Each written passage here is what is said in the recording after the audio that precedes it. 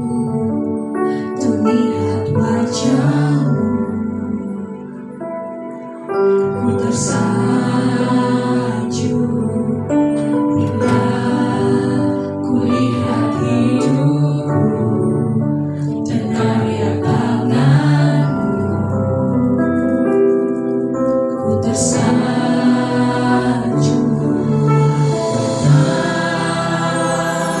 semua yang baik dalam hidupku.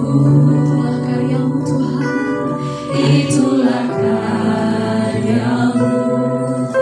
Kau beri kesempatan yang baru dan ku ingin mengenal-Mu Tuhan, lebih dalam dari semua yang ku kenal. Tiada yang seperti-Mu, tiada kasih yang melebihi-Mu. Ku ada untuk menjadi penyembah-Mu. Nyanyikan lagu itu. Bila ku buka mataku dan lihat wajah-Mu, terkagum Tuhan terkagum. Bila kami lihat hidupku dan karya tangan-Mu, ku tersanjung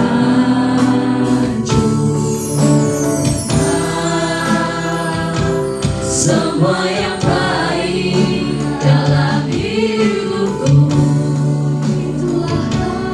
Itulah karya-Mu. Kau beri kesempatan yang baru dan ku ingin mengenal-Mu Tuhan, lebih dalam dari semua yang ku kenal. Tiada kasih yang melebihi-Mu. Ku ada untuk menjadi penyembah-Mu. Ku ada untuk menjadi penyembah-Mu. Ku ada untuk menjadi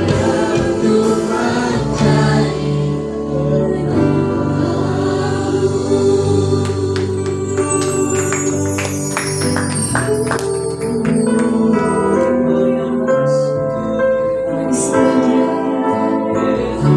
mari sembah Dia, mari sembah Tuhan.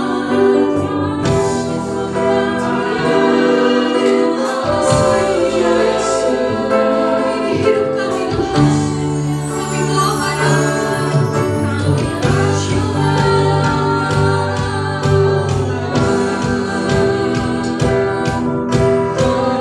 sungguh besar karya-Mu Tuhan.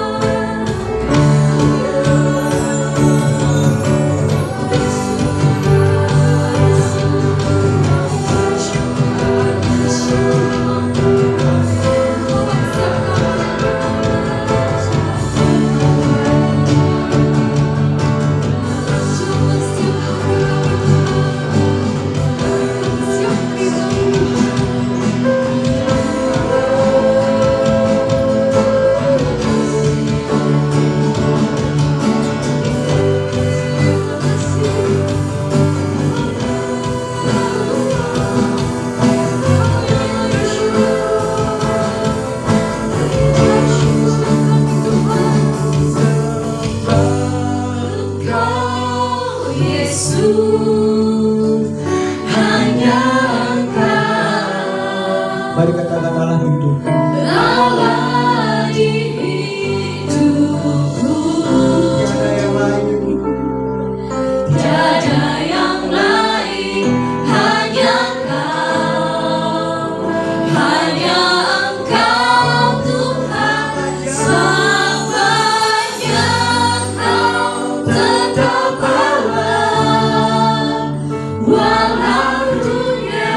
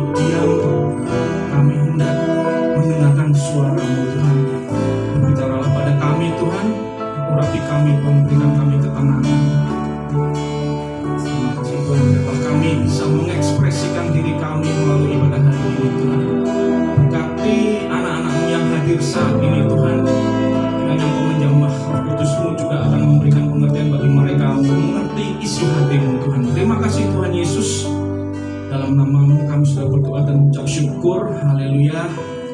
Amin.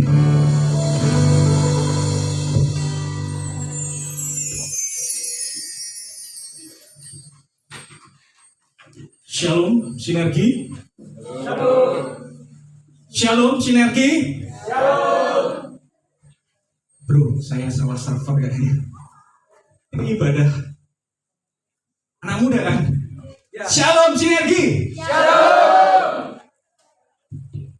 Puji Tuhan.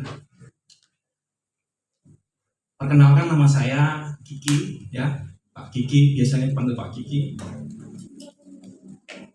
Saya hari ini ditugasi untuk menyampaikan firman Tuhan. Sebenarnya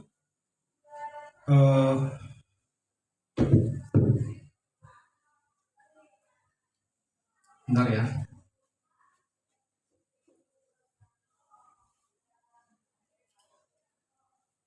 Untuk gereja yang ini kan gereja gabungan, yang gereja AFJ pasti sudah tahu saya. Yang GPI Rock mungkin belum pada tahu ya. Kenalkan, nama saya Kiki. Saya leader di tempat ini, salah satu leader ya.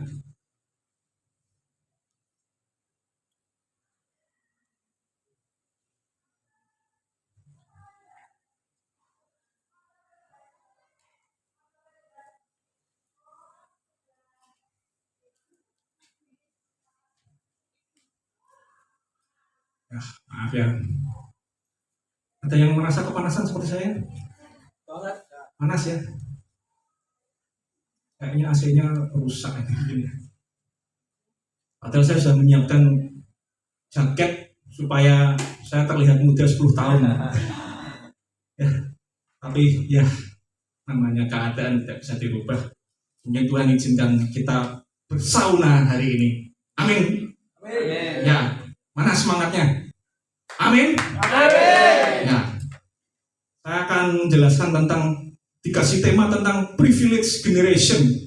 Ya, apa itu privilege generation? Nah, banyak dari kita pasti tidak asing dengan istilah ini, generasi strawberry. Ya, yes or no? Yes. Oh, ada yang ngaku memang generasi strawberry ya, termasuk saya kayaknya ya.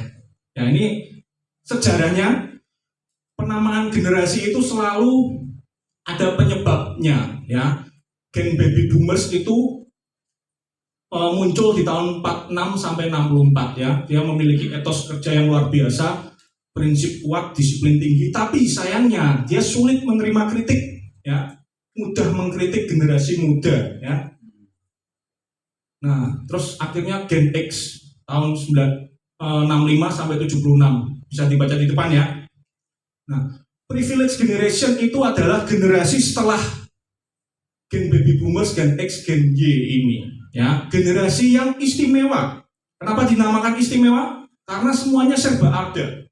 Ya, cari apa aja, mulai dari yang biasa-biasa aja sampai yang gila, ada semua. Ya, serba mudah. Ya, dalam satu klik kita bisa mendapatkan semuanya. Ya, dengan memakai internet ya, kita butuh makanan tinggal pakai handphone ya kan, semua bisa mudah, ada robot segalanya, segala ada jawaban. Kalian cari di internet juga banyak ya, ada Google. Dulu generasi Z ini kenalnya Mbah Google, sekarang sudah banyak ya, ChatGPT juga ada ya. Sekarang yang nggak bisa desain pun sekarang bisa jadi desainer dadakan ya, pakai Canva, pakai apa, pakai AI ya. Semuanya bisa, semuanya tercukupi ya.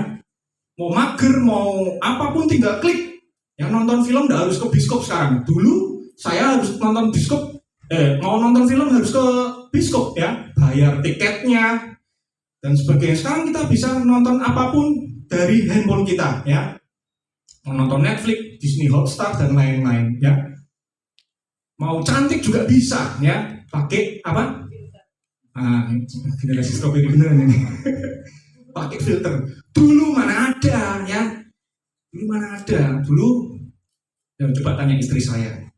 Adanya apa? botox, suntik botox, ya kan? Mau senyum ketarik, nggak bisa, ya kan? Nah itu, sekarang pakai filter, maaf yang mukanya pas-pasan, ya jadi apa? Cantik. Oh cantik, ya kan? Nah, tiap generasi ini ada sejarahnya. Ini kita belajar sedikit ya, sejarahnya ya. Gen baby boomers, gen X, gen Y ya. Gen Y ini punya rasa percaya diri yang tinggi, ambisius ya kan, lebih terbuka tapi rentan terhadap depresi ya. Lanjutnya, saya selalu tidak bersahabat dengan pointer ini.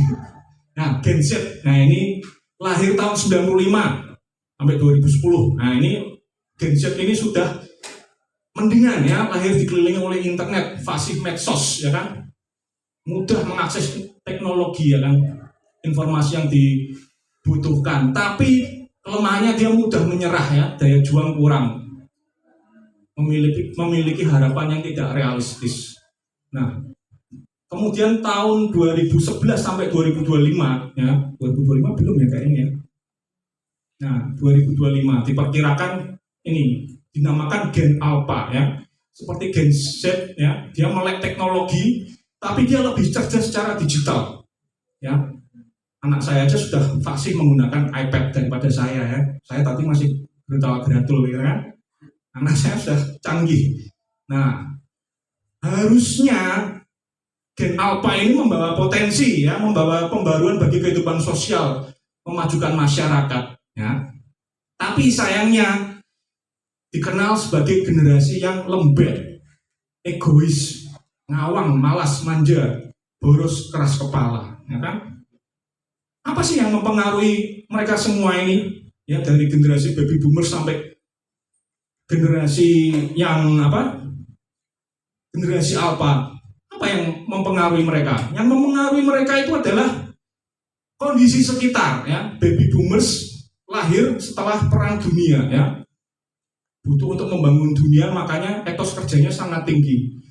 Dan sekarang ini yang dikenal gen strawberry ini ya, tadi yang kita lihat dinamakan, dikenal karena generasi lembek. Generasi apa ini generasi strawberry? Saya belajar dari internet juga ya. Gen siapa yang gen Z di sini? Tidak ada ya, rasanya lebih muda ya. Rata-rata ini ya, gen strawberry ini ya. Ya. Ada yang gen apa lagi? Gendruwo? Genta? Gendut. Nah, kan? Hybrid. Nah, hybrid itu campuran gen Z dan alpha. Ya, saya kayaknya hybrid ya kan. Ya, tiap generasi mempunyai kelebihan dan kekurangannya masing-masing. Nah, istilah strawberry ini pertama kali muncul di Taiwan ya, tahun 81 ya. Nah, setiap generasi dipengaruhi oleh lingkungan yang ada. Ya. Tapi kita tidak bisa mensortir pengaruh-pengaruh dari luar, betul? Ya. Yang bisa kita lakukan hanya bagaimana kita meresponinya, menanggapinya ya. Gen strawberry ini banyak gagasan kreatif ya. Kenapa dinamakan strawberry? Karena strawberry itu kelihatan menarik ya, merah menarik, tapi dia itu lembek ya, mudah menyerah dan sakit hati. Nah, terima kasih ini dibantu. Saya nggak lembek loh Pak. Nah, bayangkan generasi baby boomers satu ruangan dengan gen strawberry ini. Apa yang terjadi? Cepat meninggal, ya. Ya stres kan? Dan baby boomers itu suka mengkritik anak muda satu ruangan dengan gen strawberry ini, ya cepat meninggal. Gen baby boomers itu ya. Ya kita tidak bisa mensortir ya.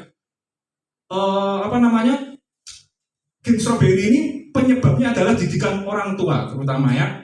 Overprotective, ya. Nah, orang tua yang overprotective ini menyebabkan anak itu selalu mudah lari dari kesulitan. Betul apa betul? Betul ya. Nah, penyebab yang lain adalah labeling atau panggilan yang diberikan orang tua. Jadi kadang anak tuh dipanggil prince, princess, oh anak mama, anak yang paling hebat, ya kan? Pada kenyataannya ada anak yang lebih hebat dari dia. Ya. Ada juga yang ngasih tahu orang tua, anakku ini mudi banget. Akhirnya dia percaya kalau dirinya itu mudi, ya. Nah, dia percaya pada label tersebut. Nah, Gen Strawberry ini karena dia terpengaruh dari orang tua yang melabeli dia sejak lahir, ya, jadinya itu mereka menjadi lembek, ya. Nah, banyak juga Gen Strawberry ini selalu mendiagnosis diri sendiri, tapi tanpa dampingan ahli, ya. Gen Strawberry ini sering jadi pakar dadakan, ya. Kalau saya lihat, sering kan di medsos ada yang tiba-tiba ahli, gitu kan. Banyak informasi di medsos itu diserap banyak sekali, dan mereka mencocok-cocokkan apa yang terjadi dengan dirinya. Kemudian mereka setelah mencocok-cocokkan dengan dirinya, dia memakai itu, dia mulai overthinking, ya kan. Wah, ini jangan-jangan aku sakit kena ini, ya. Misalnya dia seperti itu, dia overthinking. Umur 25 biasanya sudah cemas, ya. Sering memakai istilah healing, padahal healing itu sebenarnya apa sih? Menyembuhkan diri, ya. Ya, menyembuhkan diri. Kalau gen yang sebelumnya makainya istilah refreshing, tapi Gen Strawberry ini sering memakai istilah healing. Nah, terus saya berpikir, apa yang harus disampaikan? Apakah Alkitab ada tentang membahas tentang Gen Strawberry ini? Ternyata ada, teman-teman, ya. Siapa dia? Tahu nggak? Siapa dia? Saya tanya jawabnya nanti, ya. Kok saya yang bertanya duluan? Ada. Gen yang lembek ini ada, ya, di Alkitab itu ada. Mari kita buka 1 Samuel 9 ayat 1 sampai 2, ya. Ya. Saya bacakan. Ada seorang dari daerah Benyamin namanya Kis bin Abiel bin Seror bin Bekhorat bin Afiah, seorang suku Benyamin, seorang yang berada. Orang ini anaknya laki-laki, namanya siapa? Saul, ya, seorang muda yang elok rupanya. Tidak ada seorang pun dari antara orang Israel yang lebih elok daripadanya. Dari bahu ke atas dia lebih tinggi daripada setiap orang sebangsanya. Ya. Siapa? Saul, ya. Dia memiliki privilege, ya. Dia adalah orang yang dilahirkan sejak dilahirkan sudah kaya, ya, orang yang berada. Terus dia adalah orang yang elok rupanya, ganteng ini, ya. Dia lebih tinggi juga dari orang sebangsanya, ya, kayak saya, ya. Enggak. Tapi sebagai orang Kristen, hak istimewa kita apa? Privilege kita apa? Coba kita pikirkan, ya. Ini bukan tentang fisik, tapi kalau kita sebagai orang Kristen, apa privilege kita? Mari kita pikirkan, ya. Banyak orang muda zaman sekarang ini terjebak dengan kata-kata privilege, hak istimewa, betul, ya? Ya, jangan biarkan privilege ini membutakan Anda, ya. Karena dengan privilege ini sebenarnya ada tanggung jawab, ya. Semakin banyak diberi, semakin apa? Banyak dituntut. Nah, ini ada hamba Tuhan, wah biasa. Lukas 12 ayat 48, ya. Semakin banyak diberi, semakin banyak dituntut, ya. Dapat privilege, ya, muka ganteng, pintar main musik, terus bisa nyanyi, semakin banyak dituntut, ya. Ya, orang Kristen tuh dengan privilege-nya jangan lupa identitas diri kita. Nah, Saul ini lupa dengan identitas dirinya sebelum jadi raja, ya. Di 1 Samuel 9 ayat 21, Saul sebenarnya sudah tahu identitas dirinya apa. Nah, saya bacakan, tetapi jawab Saul, bukankah aku seorang suku Benyamin, suku yang terkecil di Israel, ya. Jadi Saul ini sebenarnya tahu identitas dirinya apa. Sama seperti kita, identitas diri kita sebagai orang Kristen itu apa. Saul ini tahu, dia adalah suku Benyamin, suku yang paling kecil, ya. Dan bukankah kaumku yang paling hina dari segala kaum suku Benyamin, ya. Jadi sebelum dia dilantik jadi raja, bertemu Samuel, sebenarnya dia tahu identitas dirinya. Tapi setelah memegang jabatan raja, ini kok buru-buru? Belum. Ya. lupa identitas dirinya, yaitu orang dia berasal dari suku Benyamin, suku yang terkecil dari seluruh bangsa Israel. Ya. Nah, setelah memegang jabatan raja, Saul itu lupa. Ya. Nah, sebagai orang Kristen kita tidak boleh seperti itu. Ya, kita punya privilege, hak istimewa sebagai orang Kristen, tapi jangan privilege ini membutakan kita. Ya. Ya. Identitas kita apa? Yang tahu identitas kita? Ya, anak Tuhan, betul sekali. Yakin selamat ya nih kita? Amin. Ya. Kayaknya yang sebelah kiri, yang sebelah kanan anak siapa ini? Anak mama papa. Oh ya. Manual buku kita apa? Alkitab, ya. Tapi kita dengan privilege label anak Tuhan, kadang kita ini lupa manual buku kita. Kita jarang baca firman Tuhan. Ya, setuju. Oh, amin. Amin. Ya, masa lalu kita siapa? Masa lalu kita adalah dosa kita, ya kan? Kita sekarang hidup dalam Kristus, ya. Kita adalah ciptaan baru, yang lama sudah berlalu, yang baru sudah datang, ya kan? Nah, tugas Saul sebagai raja pertama apa? Seharusnya, ya. Dalam 1 Samuel 15 ayat 2 sampai 3, harusnya Samuel itu punya tanggung Saul, ya. Saul memiliki tanggung jawab untuk menumpas bangsa Amalek, ya.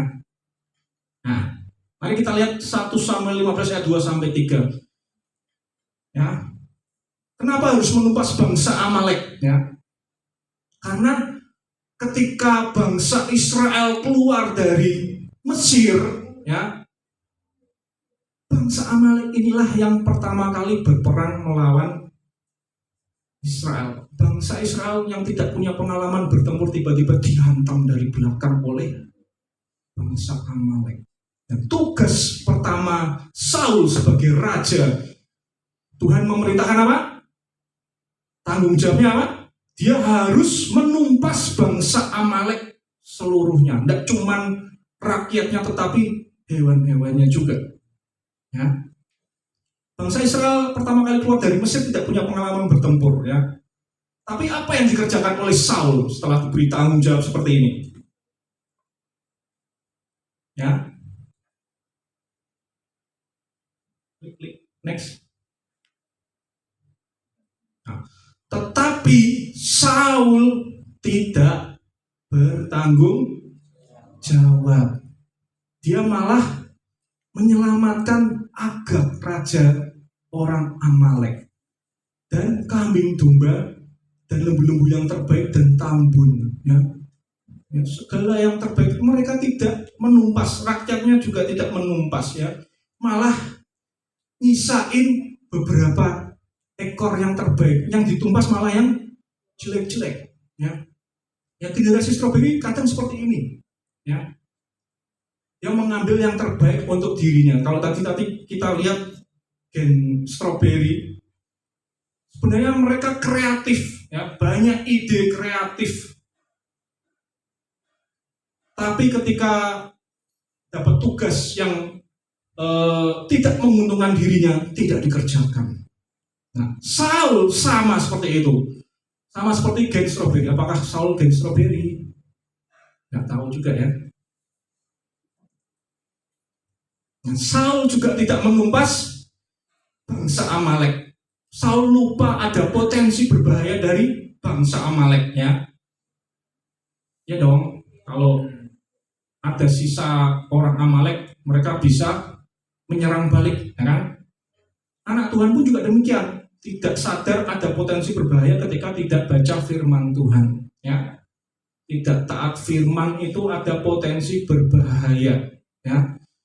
Saul ketika mendapat jabatan, dia lupa tugasnya, dia harus menumpas bangsa Amalek dan lupa potensi berbahayanya. Dia hanya mendengar perintah tapi tidak melakukan. Berapa banyak anak muda yang mendengar firman Tuhan tapi tidak melakukan, ya?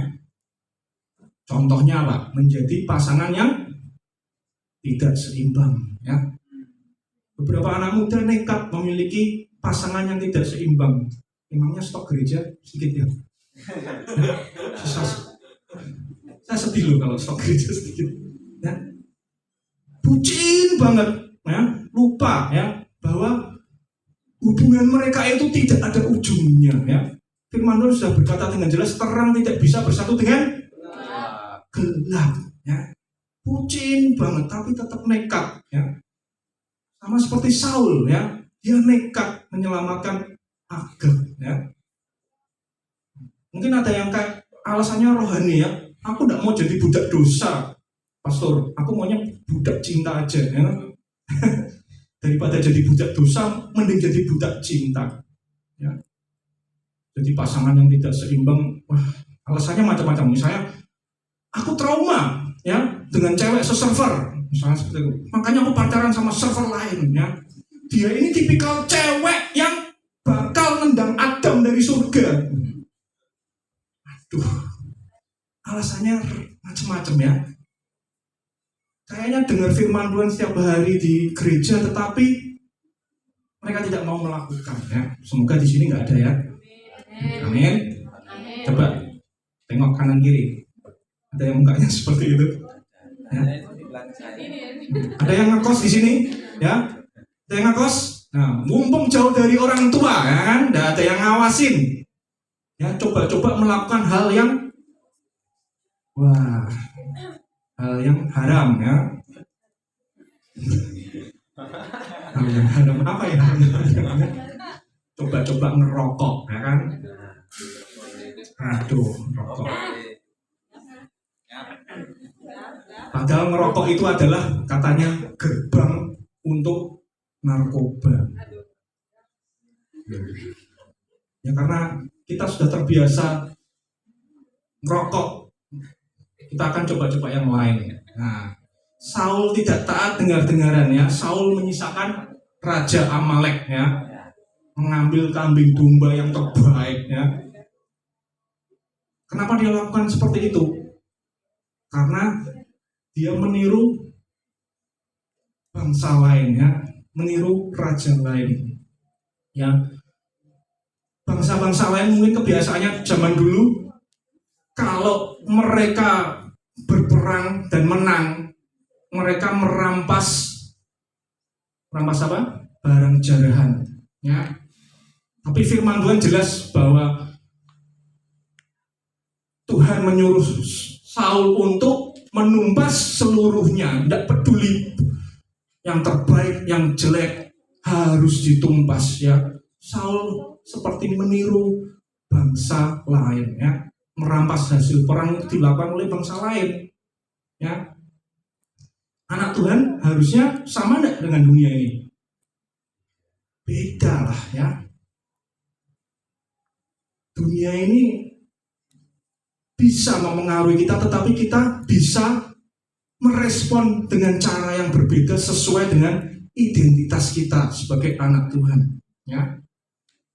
Kalau kita baca di 1 Samuel berapa tuh, ya, 15 tuh, enak, Raja Saul itu kemana-mana menang, ya.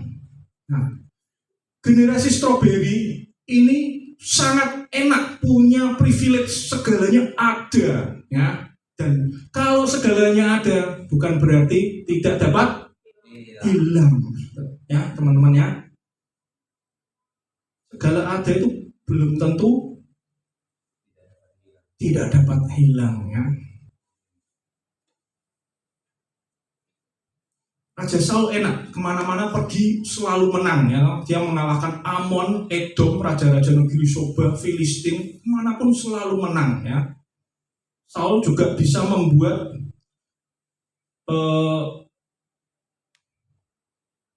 nah ini, Saul setelah mendapat jabatan raja atas Israel, dia berperang ke segala penjuru, melawan segala musuhnya. Kemanapun ia pergi selalu mendapat kemenangan. Sepertinya enak, ya. Generasi stroberi juga sepertinya enak. Ada internet kemana-mana tinggal klik, betul, ya? Enak banget, ya. Kemanapun ia pergi selalu mendapat kemenangan, ya. Dan kalau kita baca dalam ayat 52, ya, dia bisa mengumpulkan orang-orang kuat dan gagah perkasa, tertarik mengikutinya. Ya, generasi strawberry juga seperti itu. Ya, kemanapun kalian pergi, ya, ketika kalian menghasilkan karya ide kreatif yang luar biasa, orang-orang akan tertarik, betul? Ya, ada di sini yang konten kreator. Ya. Anak saya konten kreator, ya. Follower dia itu lebih banyak dari saya. Percaya nggak? Nggak percaya kalau nggak lihat sendiri ya. Tapi followernya lebih banyak daripada saya. Padahal videonya cuma 2 loh. Tapi ketika dia bikin video itu kreatif, banyak orang tertarik. Nah, generasi strawberry seperti itu. Sama seperti Saul ini. Kemanapun ia pergi, nah, dia bisa mendapat orang yang kuat, orang gagah perkasa pada zaman itu ya. Generasi strawberry juga sama. Sangat menarik untuk dilihat, warnanya merah, begitu enak. Kita kalau lihat stroberi rasanya pengen makan nggak? Ya, pengen makan, kecuali stroberi yang busuk ya. Ya. Tapi ingat, di balik stroberi yang indah, stroberi itu bisa lembek, mudah hancur. Ya. Sepertinya enak. Saul ini menang. Ya, di sisinya ada orang kuat dan gagah, serba ada, bukan berarti tidak dapat hilang ya. Ini semua tidak bertahan lama ya. Karena apa? Karena Saul tidak dekat dengan Tuhan. Ya. Apa yang hilang dari Saul? Ya, setelah beberapa kemudian dia tidak taat, tidak melakukan firman. Jabatan raja itu beralih ke Daud ya. Kita bisa tahu ceritanya ya. Tidak usah saya ceritakan karena nanti akan panjang sekali dan saya akan dimarahin ya. Sepertinya enak ya, sebagai raja kehidupannya terjamin, menang terus ya. Tapi ingat, tidak melakukan firman sama seperti Saul, privilege yang engkau dapat itu bisa hilang ya. Saul punya privilege sebagai raja, tapi ketika dia tidak dengar-dengaran, privilege-nya hilang ya. Prestasi bisa hilang nggak? Bisa ya. Pacar bisa hilang? Banget. Wah, hilang banget. Kesehatan? Hilang. Followers? Bisa ya. Kesuksesan? Bisa hilang. Semua yang ada di dunia ini bisa hilang ya. Termasuk privilege-mu sebagai anak-anak Tuhan bisa hilang ya. Dalam 1 Samuel 15 ayat 26 kata Samuel, sebab engkau telah menolak firman Tuhan, maka Tuhan pun menolakmu sebagai raja atas Israel ya.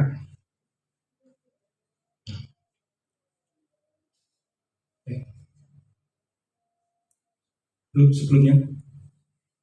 Nah, segalanya mudah didapat bukan berarti segalanya tersedia ya.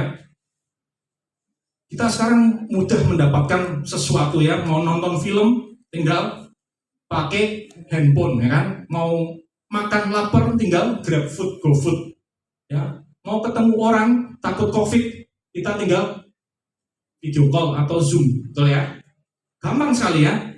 Mau bikin konten apapun bisa pakai AI sekarang ya. Tapi generasi strawberry salah satu cirinya adalah ketika dihadapkan dengan tantangan, mereka akan mudah menyerah ya, betul nggak ya. Tantangan misalnya pemain musik ini dikasih tantangan main musik yang lebih berat, menyerah nggak tinggal? Atau fighting ya. Makanya tadi saya di awal bilang generasi baby boomers ketemu dengan generasi strawberry dalam satu ruangan cepat meninggal. Wow. Ya, karena mereka cepat menyerah. Ya, ketika generasi baby boomers melihat generasi strawberry yang cepat menyerah, masuk surga ya. Nah itu ya. Tantangan baru Saul itu apa? Kalau kita baca selanjutnya kita akan mengetahui kisah tentang Goliat ya kan. Tinggi Goliat berapa? 6 hasta ya, sekitar 3,2 meter ya. Saul dulu kalau bertempur, berperang, dia rame-rame ya kan. Tetapi ketika ditantang Bewan dengan Goliat, sebuah pengalaman baru, tantangan baru ya, privilege-nya tidak berlaku ya. ganteng, tinggi, ya, tidak berguna dalam tantangan ini. Ya. Ketika ditantang oleh Goliat, ya, mungkin Goliat jelek, ya, tapi semua kejelekannya tertutup oleh tinggi tubuhnya. Ya. Apapun tanpa Tuhan akan hilang. Ya. Semuanya mudah didapat. Saul mudah mendapatkan pahlawan-pahlawan yang gagah perkasa. Tapi belum tentu semuanya tersedia kalau tanpa Tuhan, ya. Zaman sekarang ini semuanya tercukupi, ya. Mau cari apapun, mau cari jawaban apapun, kita bisa, ya, lewat ChatGPT atau apapun, ya. Mau bikin khotbah aja bisa kalau mau pakai ChatGPT, ya. Bagi hamba Tuhan yang malas, ya kan, pakai ChatGPT biasanya. Nah, akhir-akhir ini banyak muncul pakar di medsos, ya, pakar, ya, bisa khotbah, bisa fasih, ya. Jawaban yang ada di internet itu belum semuanya benar, ya. Ingat, ya, kita fasih medsos, apapun yang ada di internet belum tentu semuanya benar, ya. Akhir-akhir ini muncul banyak pakar, ya, banyak informasi yang beredar di internet, ya kan, tapi semuanya belum tentu benar. Dan ketika kita menganggapnya benar, menganggapnya itu cocok untuk kita, ya, lama-lama kita ini menjadi apa? Tidak butuh Tuhan, ya, teman-teman, ya. Merasa tahu semuanya, ya. Pada akhirnya merasa tidak butuh Tuhan. Jawabannya ada semua di internet, ya. Nah, Saul juga sama seperti itu, ya. Kita terlena oleh zona nyaman, ya. Kita dalam satu klik, ya, dengan tiduran aja bisa mendapatkan jawaban. Tetapi meskipun semuanya ada jawaban, ya, semuanya tercukupi, bukan berarti kita tidak butuh Tuhan, ya. Hati-hati, generasi stroberi ini paling merasa tahu semuanya, ya, tapi pada akhirnya merasa tidak butuh Tuhan, ya. Saul terlena dalam zona nyaman, ya, menang terus. Ketika mendapat tantangan baru, ya, merasa tidak butuh Tuhan, ya, tidak butuh Samuel, ya, tidak butuh Tuhan, ya. Di ayat 35 kalau kita baca, di situ dijelaskan bahwa sampai hari kematiannya Samuel tidak melihat Saul lagi. Ini berarti apa? Saul kemana-mana berperang melawan bangsa-bangsa itu tidak dengan kekuatan Tuhan, melainkan kekuatan diri sendiri, ya. Saul terlena dengan zona nyamannya. Nah, orang Kristen saat ini juga sering terjebak dengan zona nyaman, ya. Masuk zona nyaman lantas lupa membangun hubungan dengan Tuhan, ya. Tidak baca Alkitab, ya. Jarang doanya cuma doa makan, ya. Tidak pernah menyerahkan perjalanan hidupnya ke Tuhan. Tiap pagi harusnya kita ini bertemu Tuhan, ya. Saat yang paling indah bertemu Tuhan itu adalah pagi hari sebelum kita melakukan kegiatan. Nah, saat itulah kita sebenarnya harus menyerahkan langkah kita kepada Tuhan. Tetapi, ya, boro-boro bangunnya aja kesiangan, ya kan? Ya, tidak pernah tanya apa mau Tuhan dalam hidup kita, ya. Ada yang setiap hari tanya, Tuhan pengennya hari ini mau apa sih ke aku? Ada yang seperti itu? Jarang, ya. Anak Tuhan loh padahal, ya. Identitasnya anak Tuhan, ya. Saul awalnya identitasnya adalah suku Benyamin terkecil dan dia diangkat menjadi Raja Israel, Raja pertama Israel. Tetapi ketika berada di puncak, lupa dengan Tuhan. Dia menjadi Tuhan atas dirinya sendiri. Nah, bahaya nih Gen Strawberry. Semakin kita semakin di puncak, ya, semakin ke atas, itu malah justru semakin sakit jatuhnya, ya enggak? Kalau kita masih berada di level bawah-bawah, jatuh paling lecet, kan? Tapi semakin kita berada di atas itu semakin sakit jatuhnya, ya. Semakin gampang kecewa, ya, semakin gampang sakit hati, ya. Nah, semua itu timbul dari sikap kita, ya. Jadi ketinggianmu di atas itu bergantung atas responmu kepada Tuhan, sama seperti Saul ini. Next. Ya, your attitude determines your altitude. Ya, attitude-mu itu, ketinggianmu itu bergantung kepada sikap dan responmu kepada Tuhan, sama seperti Saul. Ya, jadi bisa dibayangkan generasi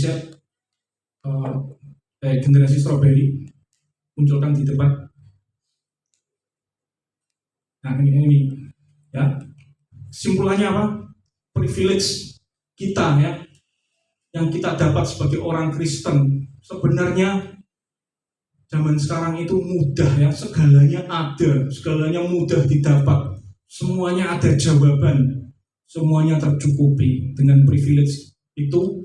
Tapi kita harus ingat, ya, semuanya bisa hilang, ya. Semua mudah didapat, belum tentu semuanya tersedia, ya. Semua ada jawaban, belum tentu semuanya benar, ya.